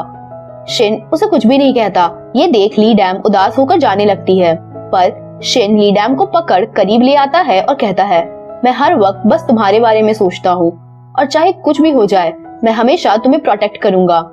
शिन की बातों से लीडैम को अच्छा लगता है। शिन कुछ देर बाद लीडैम के पास आता है और फिर कहता है, मैं तुम्हें अकेले छोड़ना नहीं चाहता, तो क्या आज रात तुम मेरे साथ रहोगी? इसके बाद हम देखते हैं कि लीडैम हॉल में बैठकर अपने एग्जाम्स की प्रिपरेशन कर रही थी और शिन भी पूरी रात उसके साथ उसी के बगल में बैठा रहता है। नेक्स्ट मॉर्निंग लीडैम कॉलेज में अपने दोस्तों के साथ थी और वो लीडैम को भी आज कॉलेज में रुककर पढ़ाई करने को बोलते हैं। लीडैम भी मान जाती है और वो शिन को कॉल कर बता देती है कि आज वो घर नहीं आएगी। शिन उसे अपना ध्यान रखने को बोलता है। यहाँ हम ये देखते हैं कि शिन लीडैम के कॉलेज के बाहर ही था। तभी शिन को एक अननोन नंबर से कॉल आता है और उसे पता चलता है कि वो मेगू उसका ही चेहरा बनाकर सारे मर्डर्स कर रहा है।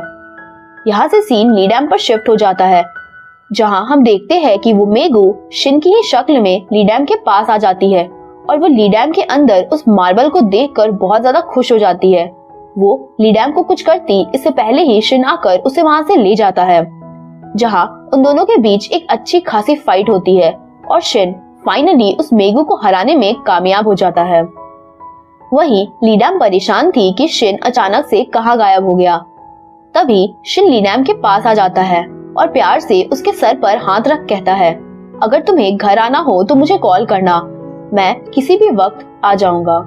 लीडैम ये सुन खुश हो जाती है और पढ़ाई करने चली जाती है। वही शिन एक बार फिर से माउंटेन स्पिरिट से मिलता है, जहाँ माउंटेन स्पिरिट शिन को कहता है कि तुम्हारा भी अंत ऐसा ही होगा अगर तुम जल्दी इंसान नहीं बने तो। वो लड़की ही तुम्हारी आखिरी उम्मीद है, इसीलिए जल्दी इंसान बनने की कोशिश करो। अब यहाँ से सीन चेंज होता है और हम देखते हैं कि ली डैम के एग्जाम्स खत्म हो गए थे और शिन उसे टेक्स्ट कर कहता है चलो कहीं घूमने चलते हैं। ली डैम बहुत खुश हो जाती है और वो भागकर शिन के पास जाने लगती है, पर तभी वो गिरने वाली थी, मगर शिन उसे बचा लेता है। इसके बाद वो दोनों अपनी ट्रिप शुरू करते हैं। वो दोनों एक बस पकड़कर एक खूबसूरत सी डेस्टिनेशन पर पहुंच जाते हैं, जहां ली डैम कोरियन ट्रेडिशन में विश मांगती है। हम देखते हैं कि शिन भी कुछ विश मांगता है। इसके बाद ली डैम शिन को पूछती है कि उसने क्या विश मांगी।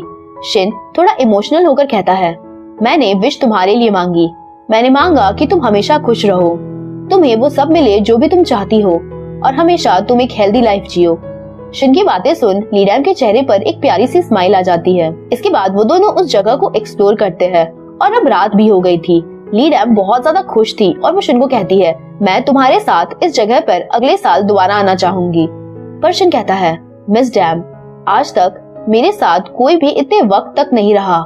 मैं हमेशा से ही अकेला रहा हूँ, पर तुम मेरे लिए बहुत स्पेशल हो। तुम्हारे साथ स्पेंड किया हुआ हर वक्त मेरे लिए बहुत ज्यादा स्पेशल है। इतना कह शिन खामोश हो जाता है और फिर कहता है मैंने तुमसे झूठ बोला था। मुझे हमेशा से पता था कि मार्बल कैसे निकालना है, पर मैंने फिर भी तुमसे झूठ बोला क्योंकि मुझे एनर्जी चाहिए थी ताकि मैं इंसान बन सकूं। सारी बातें सुन ली डैम की आंखें भर जाती है और शिन कहता है तुम भूल जाओगी सब कुछ, तुम्हें याद नहीं रहेगा और सब कुछ बस एक सपने जैसा लगेगा और आज से हमारा कॉन्ट्रैक्ट भी खत्म होगा। इतना कह शिन अपना मार्बल वापस ले लेता है। नेक्स्ट मॉर्निंग ली डैम अपने घर पर सो रही थी। उसका भाई डैन हमेशा की तरह उसके लिए ब्रेकफास्ट बना अपनी आर्चरी क्लास के लिए चला जाता है। ब्रेकफास्ट कर ली डैम भी कॉलेज आ गई थी। वो बिल्कुल नॉर्मल लग रही थी। वो अपने दोस्तों के साथ पहले की तरह मजे कर रही थी और ऐसा लग रहा था कि वो सब कुछ भूल चुकी है। पर तभी ली डैम रोने लगती है और हमें समझ आता है कि ली डैम कुछ भी नहीं भूली क्योंकि उसे अब भी सब कुछ याद था। पर तभी सियोन वो ली डैम को इस तरह से रोते हुए देखता है और पूछता है कि क्या हुआ, मगर ली डैम बहुत ज्यादा रो रही थी। सियोन वो उसे उठाकर बेंच पर बैठा देता है, मगर तब भी ली डैम बस रोई ही जा रही थी। तभी हेसन ली डैम को देखती है और उसकी हालत देख ली डैम को डाउट होता है और वो तुरंत ही शिन को कॉल करती है, पर वो उसका कॉल रिसीव नहीं करता। दूसरी ओर शिन की भी हालत कुछ अच्छी नहीं थी। वो हर वक्त ली डैम को याद कर रहा था। तभी उसके घर पर हेसन आती है और पूछती है कि क्या तुमने अपना मार्बल वापस ले लिया। साथ ही वो बताती है कि आज उसने ली डैम को कॉलेज में रोते हुए देखा। ये सुन शिन परेशान और हैरान हो जाता है कि ली डैम रो क्यों रही थी, जबकि मैंने उसकी सारी मेमोरीज इरेज कर दी हैं।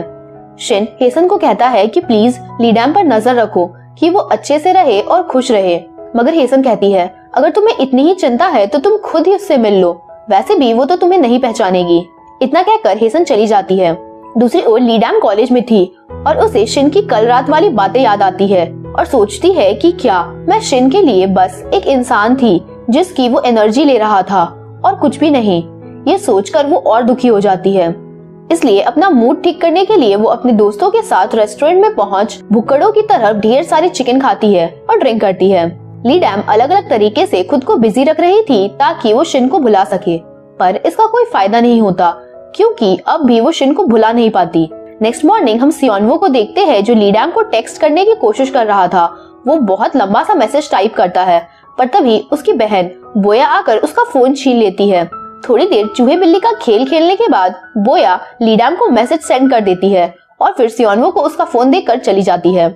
वहीं ली डैम सियोनवो का मैसेज पढ़ रही थी। तभी उसका भाई डैन आकर ली डैम से फोन लेकर सियोनवो को रिप्लाई कर देता है कि मुझे तुमसे मिलने में बहुत खुशी होगी। ये देख ली डैम के तो होश ही उड़ जाते हैं और उसका भाई उसे बेस्ट ऑफ लक बोलकर चला जाता है। दूसरी ओर सियोनवो भी रिप्लाई देखकर हैरान था कि ली डैम इतनी आसानी से मान कैसे गई। कॉलेज पहुंच ली डैम एक बार फिर से शिन को याद कर इमोशनल हो रही थी। तभी बारिश शुरू हो जाती है और हम देखते हैं कि शिन छाता लेकर ली डैम के पास आ जाता है।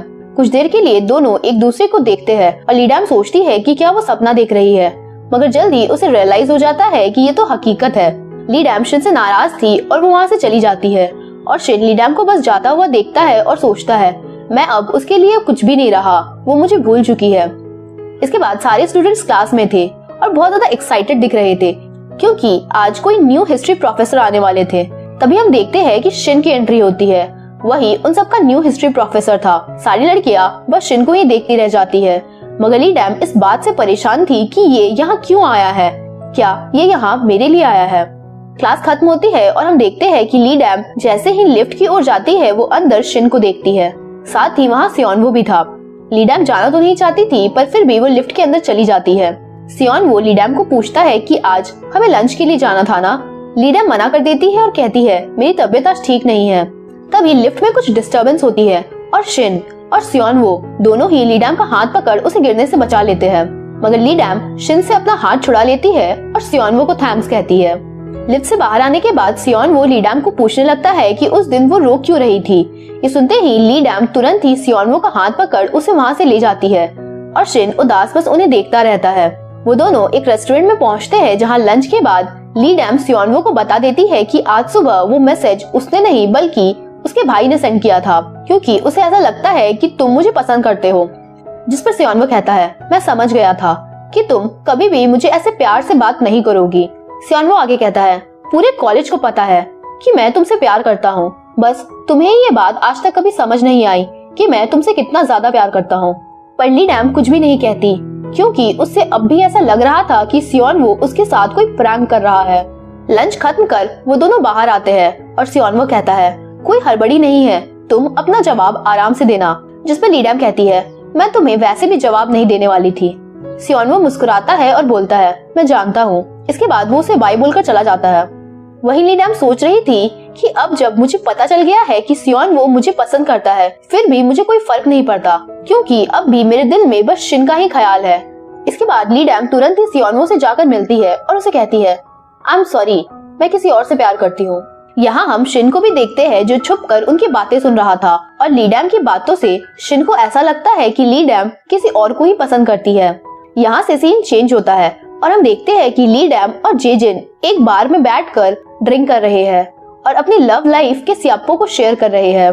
साथ ही एक बार फिर से जेजिन बहुत ज्यादा ड्रिंक कर लेता है और वो एक कार के ऊपर चढ़कर उसे डैमेज कर देता है। ये देख ली डैम के तो होश ही उड़ जाते हैं। तभी उस कार से हेसन बाहर आती है। ली डैम उससे उसकी कार डैमेज करने के लिए सॉरी कहती है, पर तभी कार से शिन भी बाहर आ जाता है और ली डैम उन दोनों को साथ देखकर बहुत दुखी हो जाती है। वो उन दोनों को सॉरी बोलकर जेजिन को लेकर जाने लगती है। शिन भी ली डैम और जेजिन के पीछे जाता है और उसे ऐसा लग रहा था कि ली डैम जेजिन को पसंद करती है। तभी ली डैम गिरने वाली थी, मगर शिन उसे बचा लेता है। दोनों एक दूसरे को कुछ देर के लिए बस देखते रहते हैं और आज जाकर शिन को अपनी फीलिंग समझ आ रही थी कि वो ली डैम से बहुत ज्यादा प्यार करता है और न जाने कब से वो उससे प्यार करने लगा था। शिन को समझ ही नहीं आ रहा था कि अब जब उसे अपनी फीलिंग समझ आ गई है तो वो क्या करे। वहीं ली डैम बिना कुछ कहे वहाँ से चली जाती है। मॉर्निंग में ली डैम जेजिन को कल रात उसने क्या क्या हरकत की सब उसे बता देती है, जिसे सुन जेजिन को बहुत ज्यादा एम्बैरेस फील होता है। क्लास में सियोनवो जेजिन और ली डैम को साथ देखकर सोच रहा था कि क्या जेजिन ही वो लड़का है जिसे ली डैम पसंद करती है, और फिर वो सोचता है जेजिन से तो लाख गुना अच्छा मैं हूँ। वहीं क्लास में शिन था और वो पढ़ा रहा था, पर उसका सारा का सारा ध्यान ली डैम पर ही था। क्लास खत्म होती है और जेजिन हेसन के पास जाता है और उसे कल रात के लिए सॉरी बोलता है। कुछ देर बाद वहाँ शिन भी आ जाता है। जेजिन शिन को भी कल रात के लिए सॉरी कहता है, जिस पर शिन उसे कहता है तुम इतना पीते क्यों हो, तुम्हें पता भी है कि तुम्हारी वजह से डैम को कितनी परेशानी होती है। इतना कहने के बाद शिन समझ जाता है कि वो क्या कह रहा था, इसीलिए वो तुरंत ही टॉपिक को चेंज कर देता है। नेक्स्ट डे हम देखते हैं कि ली डैम के सारे हिस्ट्री डिपार्टमेंट के लोग एक ट्रिप के लिए जा रहे थे, पर यहाँ हमें पता चलता है कि शिन इस ट्रिप पर नहीं जा रहा। सारे लोग बस में बैठ जाते हैं और हेसन ली डैम के बगल में आकर बैठती है, मगर ली डैम के दिमाग में तो बस यही ख्याल चल रहा था कि आखिर उस रात हेसन शिन के साथ क्या कर रही थी। बस एक जगह रुकती है और सब लंच करते हैं। इसके बाद सब वापस जा रहे थे, पर सियोनवो ली डैम को रोक उससे बात करने की कोशिश करता है, मगर तभी जेजिन वहाँ आ जाता है और उन दोनों के बीच बहस होने लगती है। ली डैम उन दोनों को झगड़ने से मना करती है। वहीं हम हेसन को देखते हैं जो उन तीनों की फोटो क्लिक कर शिन को जेलस फील कराने के लिए सेंड कर देती है। साथ ही वो एक मैसेज भी लिखती है जिसमें लिखा था वो मोहब्बत ही क्या जिसमें आशिक को जलन ना हो। अब वापस से सीन स्टूडेंट्स पर शिफ्ट होता है जो अपनी डेस्टिनेशन पर पहुंच गए थे। ली डैम अपनी प्रेजेंटेशन दे रही थी, पर तभी हम देखते हैं कि शिन वहां पहुंच गया था। उस डेस्टिनेशन का टूर खत्म करने के बाद सब अब अपने नेक्स्ट लोकेशन के लिए जाने लगते हैं। पर तभी क्लास हेड लीडैम को शिन की कार में साथ जाने को बोलता है ताकि वो शिन को प्रोजेक्ट की ब्रीफिंग दे सके, मगर लीडैम मना कर देती है। और तभी हेसन कहती है, तुम नहीं जाओगी तो मैं चली जाती हूँ, वैसे भी बस में जाकर मैं थक चुकी हूँ। इतना कहकर वो चली जाती है। कार में हेसन शिन को टीज करते हुए कहती है, मुझे नहीं पता था कि एक फोटो से एक फॉक्स को इतनी जेलसी हो जाएगी कि वो इतने दूर तक आ जाएगा। लगता है तुम्हें लीडैम को देखने का कुछ ज्यादा ही मन कर रहा था। मगर शिन कहता है, ऐसी कोई बात नहीं है, मुझे बस लीडैम की फिक्र थी। इसके बाद हम देखते हैं कि सब अपने नेक्स्ट लोकेशन पर पहुंच गए थे और ये वही जगह थी जहां शिन और लीडैम ट्रिप के लिए आए थे। यहाँ हम लीडैम को देखते हैं जो उसी जगह पर खड़ी होकर उन पत्थरों को देख रही थी जहाँ उसने और शिन ने विश मांगी थी। वहीं शिन लीडैम को दूर से देख रहा था और अब उसे भी ऐसा लगने लगा था कि लीडैम की मेमोरीज इरेज नहीं हुई है। अब रात हो जाती है और सब डिनर कर रहे थे, पर लीडैम बहुत ज्यादा उदास दिख रही थी और वो हेसन को देख सोच रही थी कि क्या अब शिन का मार्बल हेसन के पास है और वो उसकी एनर्जी ले रहा है। लीडैम हेसन को पूछ ही लेती है कि उस रात वो शिन के साथ क्या कर रही थी, जिस पर हेसन बताती है कि उस रात उसकी गाड़ी खराब हो गई थी, इसीलिए बस शिन ने उसे लिफ्ट दी थी। ये सुन लीडैम वहाँ से बाहर आ जाती है और हेसन आकर शिन को सारी बात बता देती है और कहती है कि उसे भी ऐसा लग रहा है कि लीडैम की मेमोरीज इरेज नहीं हुई है। साथ ही हेसन कहती है, शायद ऐसा इसीलिए हुआ क्योंकि वो तुम्हें पूरी तरीके से भुलाना नहीं चाहती थी, बिल्कुल उसी तरह जिस तरीके से मैं अपने पहले प्यार को कभी नहीं भुलाना चाहती थी। दूसरी ओर लीडैम उसी जगह पर आ जाती है जहाँ शिन ने उसे सारी बातें बताई थी और अपनी मार्बल वापस ले ली थी। लीडैम बहुत ज्यादा उदास थी और शिन के बारे में ही सोच रही थी। तभी वहाँ शिन आ जाता है, मगर लीडैम वहाँ से जाने लगती है। पर शिन लीडैम के पास आता है और उसे कहता है, मिस डैम, तुम्हारी मेमोरीज इरेज नहीं हुई है ना, तुम्हें सब कुछ याद है ना। लीडैम भी खुद को रोक नहीं पाती और रोते हुए कहती है, क्या करोगे तुम ये जानकर कि मुझे सब याद है या नहीं? आखिर क्यों किया तुमने मेरे साथ ऐसा? लीडैम बहुत ज्यादा इमोशनल हो जाती है और बहुत रोती है। वो पूछती है, क्या मैं बस तुम्हारे लिए उस मार्बल की एक कैरियर थी जिसकी तुम एनर्जी ले रहे थे और कुछ भी नहीं? क्या एक बार भी तुम्हारे दिल में मेरे लिए कोई फीलिंग्स नहीं आई?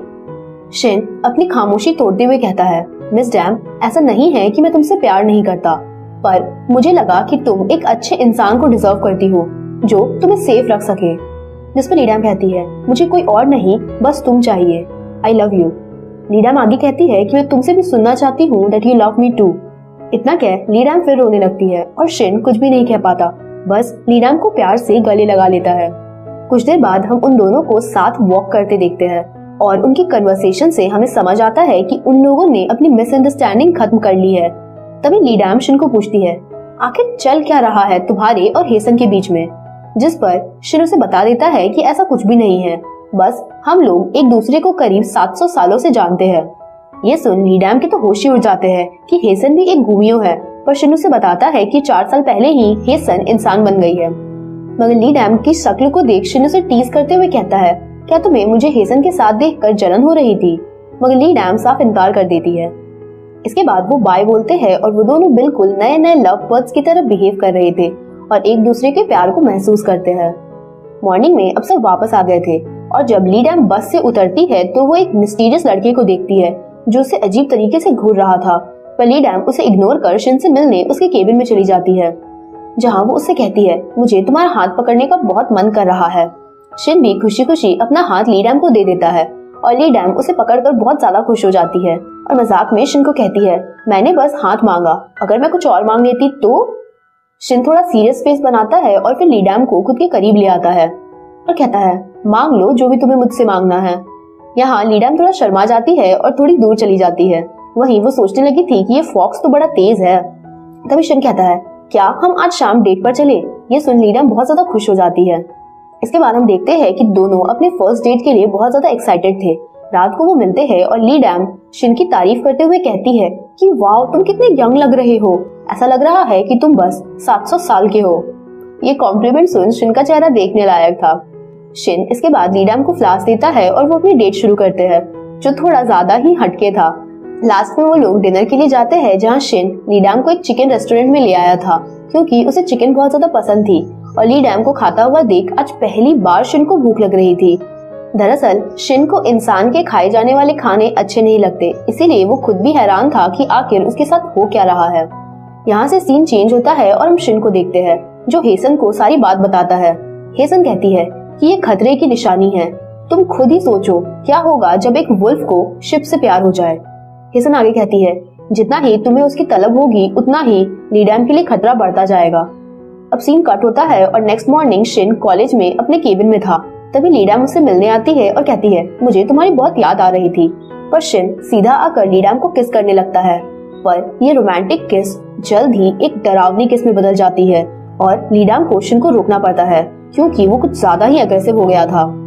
यहाँ पर शिन को हेसन की कही बात याद आती है कि उसकी भूख बढ़ती जा रही है और वो अब खुद पर भी कंट्रोल नहीं कर पा रहा था। शिन बहुत ज्यादा डरा हुआ था और वो लीडैम को सॉरी कहता है, पर शिन को बुरा ना लगे इसीलिए लीडैम सिचुएशन को संभाल लेती है और वहाँ से अपनी क्लास अटेंड करने के लिए चली जाती है। वहीं शिन हेसन को जाकर सारी बात बताता है। हेसन उसे समझाती है और कहती है तुम अब 1000 सालों के करीब जा रहे हो और इस वजह से तुम्हें और ज्यादा एनर्जी की जरूरत हो रही है। शायद इसी वजह से अब तुम खुद को भी कंट्रोल नहीं कर पा रहे हो। शिन को परेशान देख हेसन उसे सजेस्ट करती है कि तुम खुद को लीडैम से दूर रखो, जिससे न तुम उसे देखोगे और न तुम्हारी भूख बढ़ेगी। नेक्स्ट डे हम शिन को देखते हैं जो अपने मार्बल को देख रहा था। वो अब ब्लू हो गया था। तभी लीडैम आती है और शिन उसे बताता है कि मार्बल आधा ब्लू हो चुका है। ये सुन लीडैम एक पेन और पेपर लाकर शिन को देती है। वो उस मार्बल की ड्राइंग बनाकर लीडैम को दिखाता है, जिसे देख वो बहुत ज्यादा खुश हो जाती है। वहीं शिन भी बहुत ज्यादा खुश था क्योंकि अब जल्द ही वो इंसान बन जाएगा। इसके बाद हम देखते हैं कि शिन लीडैम को कॉलेज ले जाता है, पर तभी लीडैम को याद आता है कि उसने अपना हिस्ट्री प्रोजेक्ट तो घर पर ही छोड़ दिया। इसीलिए शिन लीडैम को टेलीपोर्ट करता है, पर वो दोनों हेसन की कार में टेलीपोर्ट हो जाते हैं। शिन भी हैरान था और हेसन उसे ताना मारते हुए कहती है अब तुम बूढ़े हो गए हो, इसीलिए तुम अपनी पावर्स ठीक से यूज नहीं कर पा रहे हो। इसके बाद शिन एक बार फिर से टेलीपोर्ट करता है और इस बार वो घर पहुंच जाते हैं। कुछ देर बाद रात हो गई थी और हम देखते हैं कि शिन लीडैम के लिए एक पेंडेंट खरीदता है। वो बहुत ज्यादा खुश था और दूसरे कपल्स और उनकी फैमिली को देखकर सोच रहा था कि जल्द ही उसकी और लीडैम की भी एक क्यूट सी फैमिली होगी। इसके बाद शिन लीडैम के पास जाता है। वो वॉक कर रहे थे। तभी शिन लीडैम को कहता है मैं हमेशा से सोचता था जब मैं इस दुनिया से जाऊंगा तो मुझे कोई फर्क नहीं पड़ेगा, पर तुमसे मिलने के बाद मुझे जीने की एक नई वजह मिल गई। मुझे हमेशा से दूसरों के साथ रहना अच्छा नहीं लगता था, पर तुम्हारे साथ रहना मुझे बहुत सुकून देता है। तुम्हें उदास देखकर मुझे बिल्कुल भी अच्छा नहीं लगता और आज मैं तुमसे बोलना चाहता हूँ that I love you a lot. इतना बोलकर शिन लीडैम को पेंडेंट पहना देता है और लीडैम प्यार से शिन को गले लगा लेती है। वो दोनों घर वापस आ गए थे और लीडैम बहुत खुश थी। वो शिन को पूछती है क्या मार्बल पूरा ब्लू हो गया? शिन कहता है नहीं, अभी भी वो उतना ही है। जिस पर लीडैम कहती है चिंता मत करो, वो जल्दी ब्लू हो जाएगा और तुम इंसान बन जाओगे। लीडैम की खुशी देख शिन को भी बहुत खुशी होती है, पर तभी वो नोटिस करता है कि उसका हाथ गायब होने लगा था और यहाँ हम शिन की चीजों को भी धीरे धीरे गायब होता देखते हैं। शिन बहुत डर जाता है और लीडैम को कहता है द एंड इज नियर। लीडैम इस बात पर ज्यादा ध्यान नहीं देती। उसे लगता है कि शिन ये बोल रहा है कि जल्द ही उसकी गुमियों की जिंदगी अब खत्म होने वाली है और वो इंसान बन जाएगा। ये सोचकर ही लीडैम बहुत ज्यादा खुश हो जाती है और उसे प्यार से गले लगा लेती है। नेक्स्ट डे हेसन शिन से मिलती है। वो भी बहुत ज्यादा खुश थी कि फाइनली अब शिन इंसान बन जाएगा, पर शिन उसे सच बता देता है कि वो गलत था। उसकी पावर्स का काम ना करना, उसका धीरे धीरे गायब होना इस बात को बता रहा है कि अब उसके पास ज्यादा वक्त नहीं है और शायद उसके मार्बल के पूरे ब्लू होने से पहले ही उसका अंत हो जाएगा। हेसन ये सुन बहुत ज्यादा दुखी और परेशान हो जाती है। वो शिन को हार ना मानने को बोलती है और कहती है कि तुम कोशिश करते रहो, क्या पता वो मार्बल जल्दी ब्लू हो जाए। पर शिन भी अब जानता था कि कुछ नहीं हो सकता। इसके बाद शिन लीडैम से मिलने जाता है और कहता है मैं तुम्हारे भाई से मिलना चाहता हूँ। लीडैम ये सुन बहुत खुश हो जाती है और वो लोग जाते हैं डैन से मिलने के लिए, जहाँ लीडैम अपने भाई को शिन से मिलाती है और बताती है कि ये मेरा बॉयफ्रेंड है। पर डैन को यकीन ही नहीं होता और वो शिन को कहता है इसकी बात का बुरा मत मानना, ये लड़की थोड़ी पागल है, ये किसी को भी अपना बॉयफ्रेंड बोल देती है। ये सुन शिन हंसने लगता है और लीडैम अपने भाई को मारते हुए कहती है ज्यादा फालतू बकवास मत करो। इसके बाद शिन खुद ही डैन को कहता है मैं सच में लीडैम का बॉयफ्रेंड हूँ। पर डैन को अब भी यकीन नहीं हो रहा था। वो शिन को पूछता है, क्या मेरी बहन ने तुम्हें धमकाया है या फिर इसने तुम्हें ब्लैकमेल किया है? ये सुन ली डैम कहती है, फालतू बात बोलकर मेरे बॉयफ्रेंड को परेशान मत करो। इसके बाद शिन डैन को कुछ अच्छे और प्रोफेशनल आर्चरी स्किल्स सिखाता है, जिसे देख डैन बहुत ज्यादा इम्प्रेस हो जाता है और कहता है, तुम ही मेरे जीजू हो, मुझे यकीन हो गया। अपने भाई को शिन को जीजू बोलता देख ली डैम भी शर्मा जाती है। इसके बाद वो दोनों घर आ जाते हैं, जहाँ शिन ली डैम के पास आकर बोलता है, आज रात मैं तुम्हारे पास तुम्हारे साथ रहना चाहता हूँ। और फिर शिन ली डैम के साथ उसके ही कमरे में सो जाता है। नेक्स्ट मॉर्निंग शिन ली डैम को आज कॉलेज ऑफ करने को बोलता है और फिर हम देखते हैं कि वो दोनों साथ टाइम स्पेंड करते हैं। वो रेस्टोरेंट जाते हैं, गेम्स खेलते हैं, फोटोज क्लिक करवाते हैं और रात को एक खूबसूरत सी जगह पर जाते हैं। ली डैम आज बहुत खुश थी, मगर तभी वो गिरने वाली थी। शिन अपनी पावर से उसे बचाने के लिए जाता है, पर वो गलती से कहीं और ही पहुंच जाता है। शिन देखता है कि उसका हाथ दोबारा से गायब होने लगा है।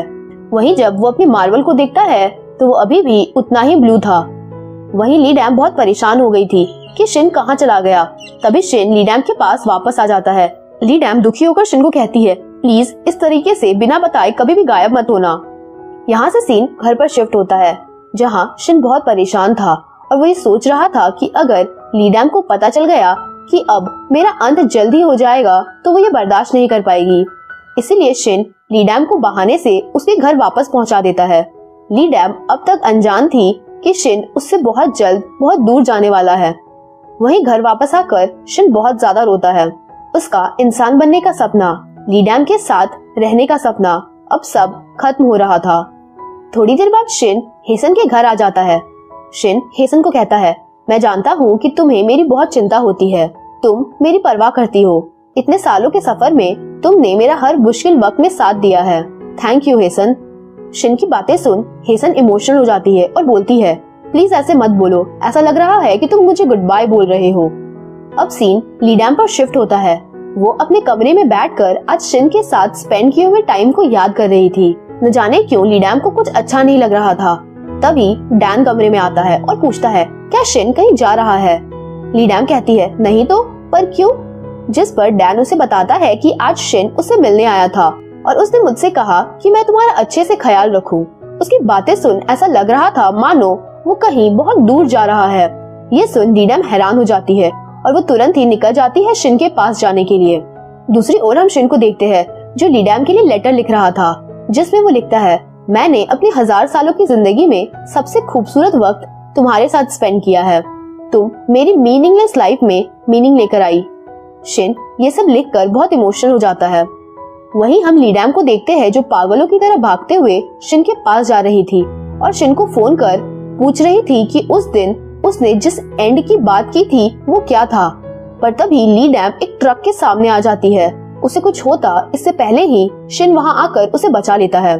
पर ली डैम की नजरों के सामने शिन जमीन पर पड़ा हुआ था।